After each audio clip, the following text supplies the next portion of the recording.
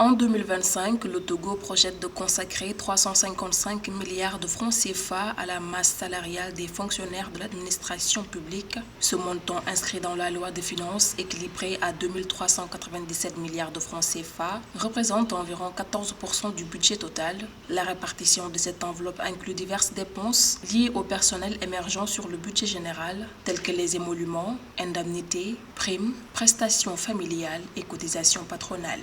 C'est plus le choix des personnes, et là on va les mettre, qui est la véritable problématique, que l'augmentation en tant que telle. Surtout que nous savons que chez nous, sur le continent africain, les fonctionnaires sont mal payés. Donc, véritablement, le problème n'est pas la soutenabilité de cette augmentation de la masse salariale, mais plutôt qu'est-ce que le gouvernement togolais va en faire, et est-ce qu'une augmentation des salaires n'était pas plus adéquate pour rendre les fonctionnaires déjà présents beaucoup plus productifs. Cette prévision de 355 milliards marque une hausse de 10% par rapport à l'exercice 2024 où la masse salariale s'élevait à 321 milliards de francs CFA. Cette augmentation est partiellement due à l'entrée en fonction de 3000 nouveaux fonctionnaires recrutés lors du concours général de 2022, dont les résultats ont été publiés en décembre 2024. Elle reflète également l'impact des allocations de départ à la retraite et des ajustements administratifs au sein du personnel de l'État. L'augmentation de la masse salariale togolaise doit normalement répondre à un cahier de charges bien précis, c'est-à-dire de qui on a besoin, à quel poste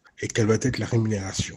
Et bien sûr, le tout doit être sous-tendu par une stratégie de suivi, d'évaluation et de planification extrêmement serrée pour savoir est-ce que les personnes qui ont été sélectionnées et à qui on a donné des objectifs bien précis sont en mesure, durant toute l'année, d'atteindre les objectifs qu'on leur a donnés. Les données récentes du ministère de la fonction publique révèlent que plus de 65 000 fonctionnaires émergent actuellement sur le budget de l'État.